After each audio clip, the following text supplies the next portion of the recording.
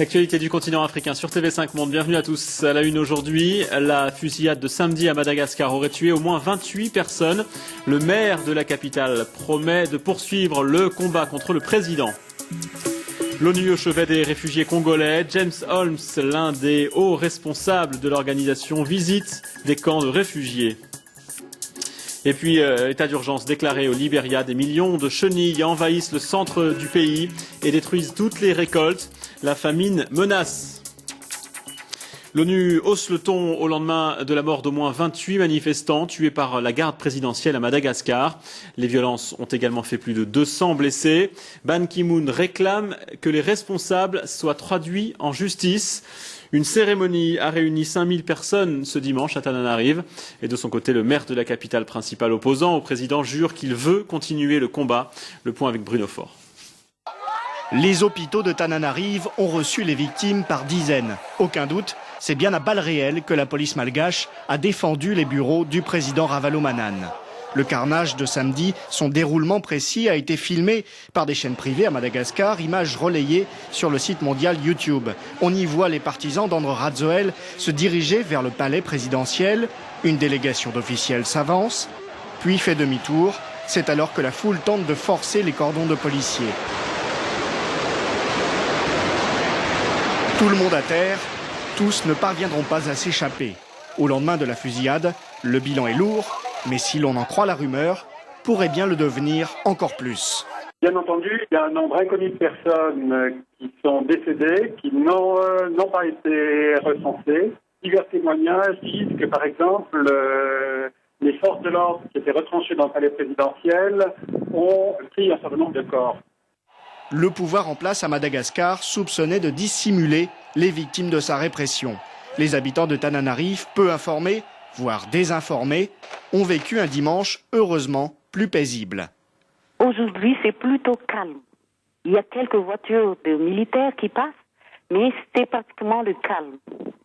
Les gens restent chez eux et après les orages d'hier, on est peut-être une accalmie, mais on ne sait pas ce qui va se passer demain. Madagascar s'enfonce dans la crise. Au total, depuis le début des violences, le 26 janvier, une centaine de personnes ont été tuées. La lutte continue, promet André Rajoelina à ses partisans endeuillés. La visite du secrétaire général adjoint de l'ONU au Congo-Kinshasa. Il rencontrera mardi le président Joseph Kabila. En attendant, il s'est rendu au nord Kivu, dans les camps où s'entassent les milliers d'habitants qui ont fui les combats. Bruno Massonnet. Le camp de Kibati, à 10 km au nord de Goma, dans l'est de la République démocratique du Congo.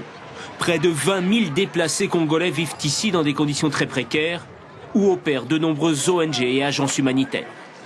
C'est l'une des étapes de John Holmes, venu dans la région pour évaluer les besoins humanitaires et de protection des civils. Le responsable de l'ONU est à l'écoute. Et vous êtes là depuis combien de temps?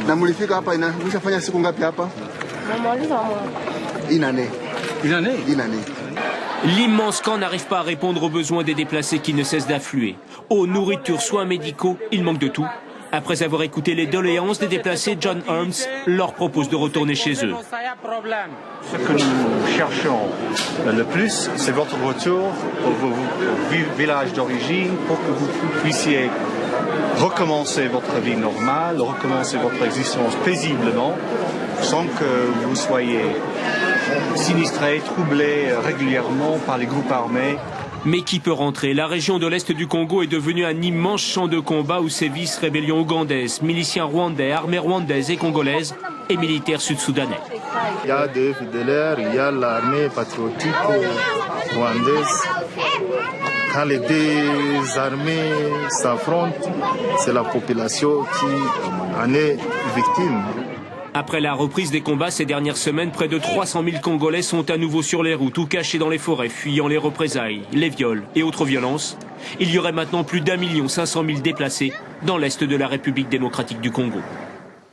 Les inondations au Maroc ont tué 24 personnes. Ce sont le nord et le centre du pays qui subissent des pluies torrentielles depuis une semaine. La région agricole du Garb, notamment, est sous les eaux. Plus de 2000 habitations sont inondées. Les premières aides alimentaires sont arrivées vendredi.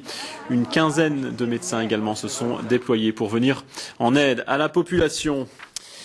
C'est un pays aux immenses ressources qui est pourtant l'un des plus pauvres d'Afrique, la Guinée. Depuis le coup d'État militaire de fin décembre, rien n'a changé pour la population. Alors qu'attendent les habitants de Conakry du nouveau régime militaire? Les envoyés spéciaux de TV5 Monde sont allés recueillir le sentiment d'une figure de la capitale. C'est un reportage de Pascal Presley et Guillaume Gouet. Elle se nomme pour l'état civil Fatima Traoré, mais ici on la connaît mieux sous le nom de Pouponne. Journaliste dans une radio privée, elle jouit à Conakry d'une certaine notoriété. Cela n'en fait pas une riche guinéenne.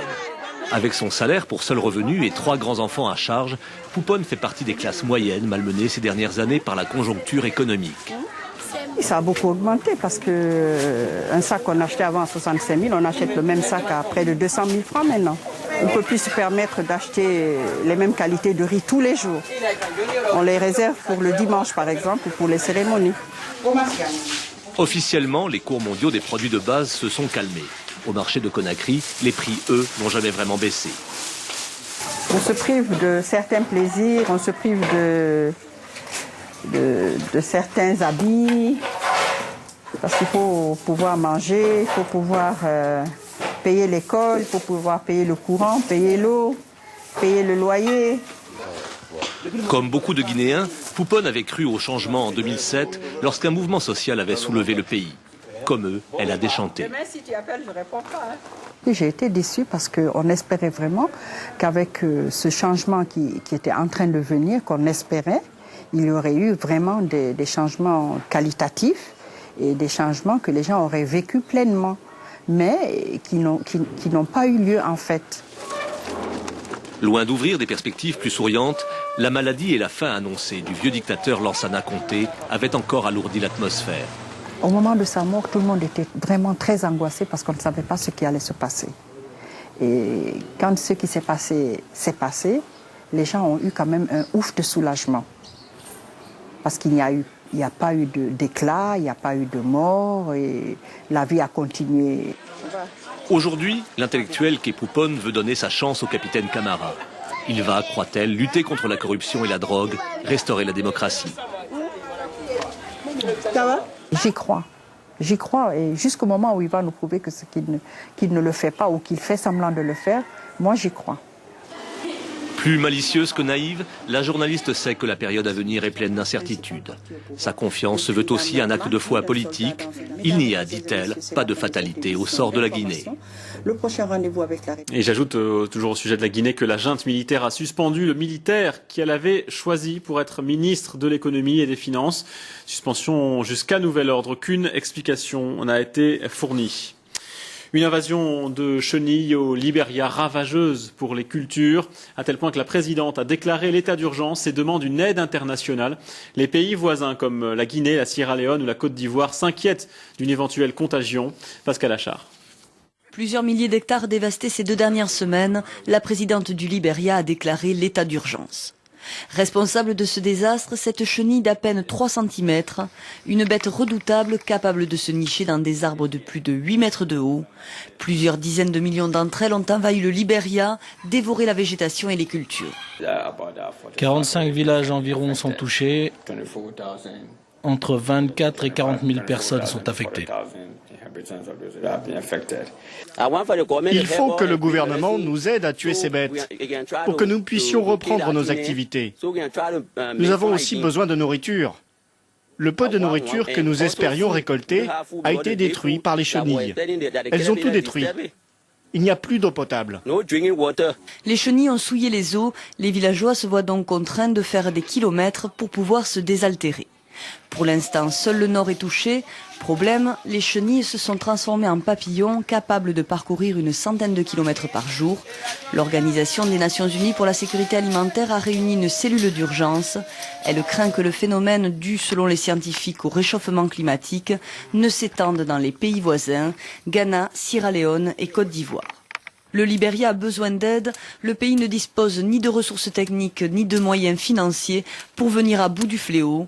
De son côté, l'ONU brandit la menace d'une nouvelle crise alimentaire dans toute l'Afrique de l'Ouest. Fin de ce journal Afrique, restez sur TV5 Monde.